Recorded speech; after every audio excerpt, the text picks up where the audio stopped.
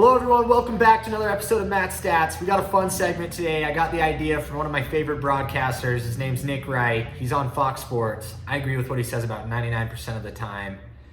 But this week he had a hot take, which was blasphemy to me. He said that at this point now, he believes that James Harden is a greater scorer than Kobe Bryant was. What? That's what he said. I know, that's what he said. Who wants to go first on this? That is blasphemous. That is blasphemous. How dare you? How dare you say such a thing? That is insanity. People, you have to believe me when I tell you no one hated Kobe more than this chubby Jazz homer did as a kid. But boy, it's because of how good, amazing he was. Legendary. I mean, he beat the Jazz so many times, leaving me in tears going to bed. I can't even remember how many times. But my point is, that's just Kobe Bryant mastered every part of his game. He put in the work. 4 a.m.s his whole career, basically. He was always the hardest worker. And he has the hardware to go with it. He's got 5 chips. Like, come on. Harden doesn't even have a memorable playoff game yet. Like I've said, like, come on, name his biggest shot, biggest game, biggest moment. Crickets. And just like Kobe and LeBron and those guys, every playoff game they've played in was memorable, basically. Hot take. But so today, the segment's going to be fun.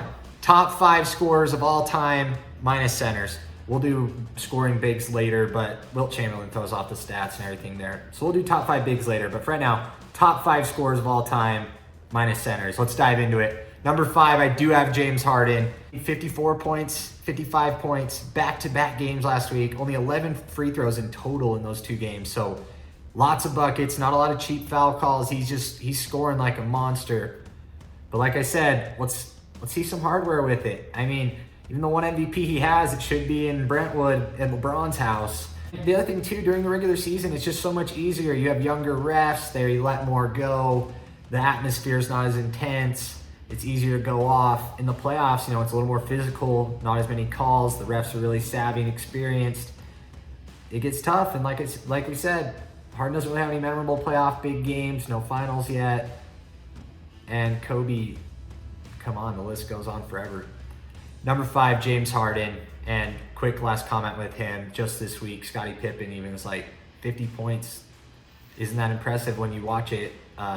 In his opinion, I think it's impressive. But he makes a good point that he has guys open all the time and he's still throwing up shots. Like, hugely high usage rate, and he gets to shoot the ball a lot. And if I was on that team as a teammate of his, I wouldn't like it. They need more ball movement. This is a weird system. He can thank D'Antoni for all his stats and probably becoming a billionaire one day, but it's a lot of selfish basketball there. Number 4, I want to hear what you guys think in the comments. I think some are going to agree, some going to get some heat back. Klay Thompson's my number 4. If it weren't for a torn ACL in Game 6 of the finals last year, the Warriors might have won another championship. He'd have 4. He was going off in that Game 6. I mean, he even tore it on a big dunk that was helping bring them back. He hit both free throws. He would have really etched his name even to more legendary status last year if he doesn't get hurt. I really wish we could have seen it.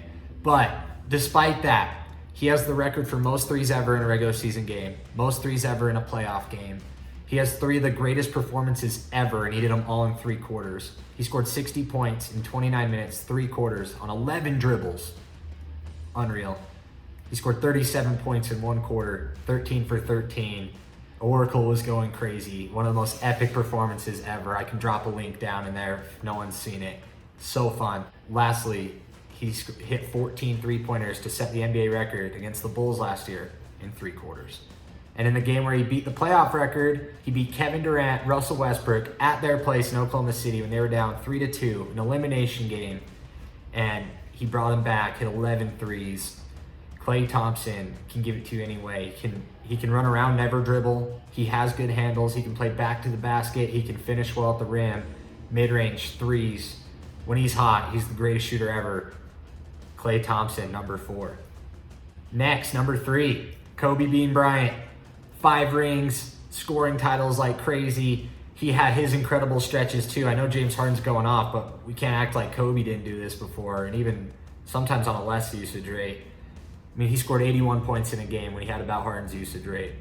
He had a 12-game stretch in 2007 where he averaged 49 points. He scored 50 points more in a 12-game stretch than he scored in his whole rookie year. And also, he had 4 months where he averaged over 40 points. So he did this for a long time. He was consistent. He was amazing. And talking about big playoff shots, I mean, you can't count them on one hand. So unlike Harden, you can't count them on one finger. So it's going to take a lot for James Harden to pass Kobe Bryant in my book. And to be honest with you, I don't think he will. Number 2, LeBron James. He's the GOAT. He can give it to you anyway. He dominates. 27, 7, and 7 is his career average. So any night of the week, LeBron gives you, if you don't get at least 27 points, 7 rebounds, 7 assists, he played below average.